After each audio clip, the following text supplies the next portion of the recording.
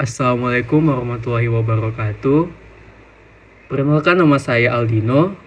Jadi di sini saya bakal ngejelasin satu soal dari saya tentang asam karboksilat dan ester.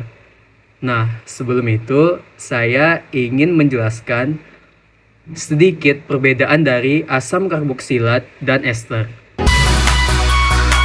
Asam alkanoat dan ester itu memiliki hubungan yang sangat erat karena ester itu merupakan turunan dari asam karboksilat. Kita tahu juga ya, sebenarnya itu rumus dari asam alkanoat itu kan RCOOH, sedangkan ester itu RCOOR. Nah, itu kan beda dikit doang, beda di belakangnya H sama R. Kalau R itu di ester itu alkil.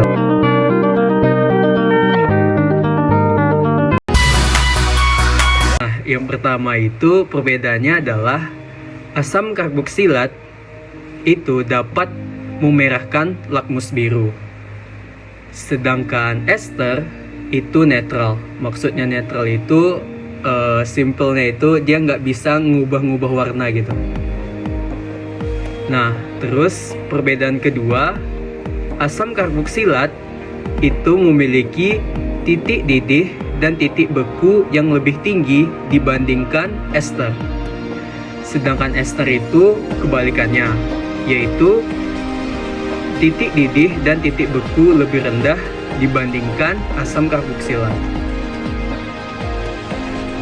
Perbedaan yang ketiga yaitu asam karboksilat dapat mengalami reaksi esterifikasi, sedangkan ester dapat mengalami reaksi hidrolisis. Terus perbedaan keempat yaitu asam karboksilat dapat mengalami reaksi penetralan atau asam tambah basa,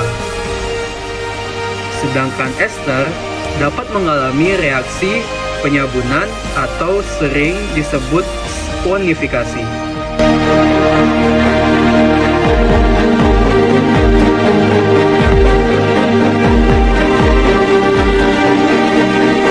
Selanjutnya kita masuk ke contoh soalnya.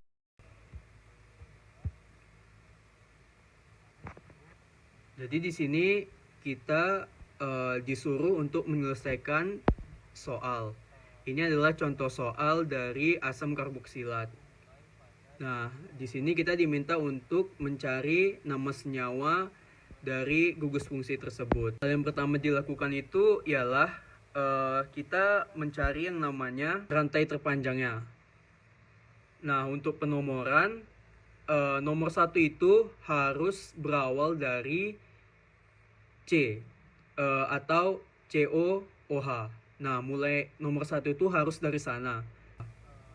Nah, selanjutnya untuk 2, 3, 4, 5 itu kita cari mana yang terpanjangnya, sampai mana gitu. Nah, setelah kita udah menemukan rantai terpanjangnya, jadi di sini saya menggunakan tata nama IUPAC.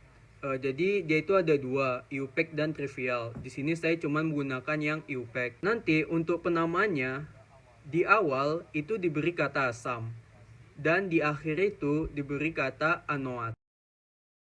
Setelah kita menuliskan asam di awal, selanjutnya kita menuliskan nomor rantai-rantai cabang. Di sini kita lihat bahwa ada etil dan metil. Di sini kita lihat etilnya ada 2 dan metilnya ada 2. Etil itu berada di 2,4 dan metil itu berada di 3,5. Karena ada 2, kita jangan lupa ada dietil dan dimetilnya. Dan yang terakhir, seperti syarat pada tata nama asam karboksilat, yaitu kita memberikan anoat pada rantai terpanjangnya. Nah, rantai terpanjang di sini adalah 7, berarti namanya adalah heptanoat. Nah, mungkin itu saja sedikit perbedaan dari asam karboksilat dan ester.